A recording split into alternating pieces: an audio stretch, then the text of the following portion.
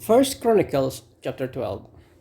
These were the men who came to David at Ziklag. While he was banished from the presence of Saul, son of Kish, they were among the warriors who helped him in battle. They were armed with bows and were able to shoot arrows or to sling stones right handed or left handed. They were relatives of Saul from the tribe of Benjamin. Ahizer, the chief, and Joash, the sons of Shema, the Gibeathite, Gisel, and Pilet, the sons of Asmavet, Beraka, Jehu, the Anatotite, and Ishmaiah, the Gibeonite, a mighty warrior among the 30, who was a leader of the 30, Jeremiah, Azael, Jonathan, Josabad, the Gideratite, Eluzai, Jeremoth, Bealiah, Shemariah, and Shephatite, the Horophite, Elkanah, Isaiah, Azareel, Joasher, and Joshibim, the Korathites, and Jola, and Zebadiah, the sons of Jeroham from Gidor. Some Gideonites defected to David at his stronghold in the wilderness. They were brave warriors, ready for battle and able to handle the shield and spear. Their faces were the faces of lions, and they were as swift as gazelles in the mountains. Ezer was the chief, Obadiah the second in command, Eliab the third, Mishmana the fourth, Jeremiah the fifth, Attai the sixth, Eliel the seventh, Johanan the eighth, Elzabad the ninth, Jeremiah the ninth, the tenth, and Makbani the 11th. These Gadites were army commanders. The least was a match 400, and the greatest for 1,000. It was they who crossed the Jordan in the first month, when it was overflowing all its banks, and they put to flight everyone living in the valleys to the east and to the west.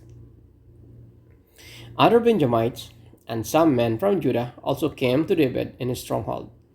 David went out to meet them and said to them, "If you have come to me in peace to help me, I am ready for you to join me. But if you have come to betray me to my enemies when my hands are free from violence, may God of our ancestors see it and judge you." Then the Spirit came to Amasai, chief of the 30, and said, "We are yours, David. We are with you, son of Jesse. Success to you, and success to those who help you, for your God will help you." So David received them and made them leaders of his riding bands.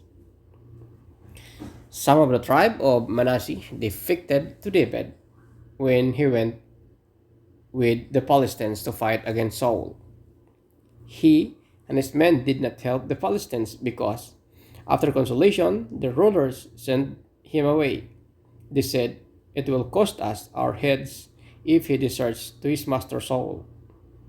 When David went to Ziklag, these were the men of Manasseh who defected to him: Adnah, Jozabad, Jesdiel, Michael, Jozabad, Elihu, and Zeletai, leaders of units of thousands of Manasseh. They helped David against riding bands, for all of them were brave warriors, and they were commanders in his army. Day after day, men came to help David until he had a great army, like the army of God. These are the numbers of the men armed for battle who came to David at Hebron to turn Saul's king over to him, as the Lord had said. From Judah, carrying shield and spear, 6,800 armed for battle. From Simeon, warriors ready for battle, 7,100. From Levi, 4,600, including Jehoiada, leader of the family of Aaron, with 3,700 men, and Zadok, a brave young warrior with 22 officers from his family. From Benjamin, Saul's tribe, 3,000, most of whom had remained loyal to Saul's house until then. From Ephraim, brave warriors, famous in their own clans, 20,800. From half tribe of Manasseh, designated by name to come and make David king, 18,000. From Issachar, men who understood the times and knew what Israel should do, 200 chiefs, with all their relatives under their command. From Zebulun, experienced soldiers prepared for battle with every type of weapon to help David with undivided loyalty, 50,000. From Naphtali, 1,000 officers, together with 37 men carrying shields and spears.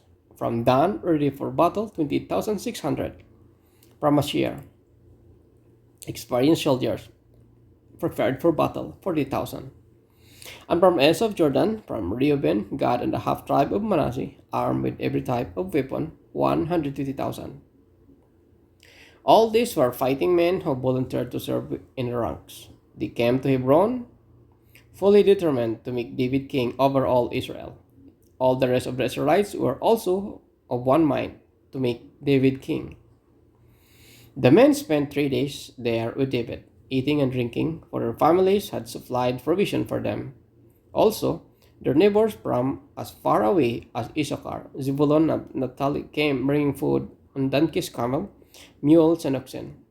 There were plentiful supplies of flour, fig cakes, raisin cakes, wine, olive oil, cattle, and sheep, for there was joy in Israel.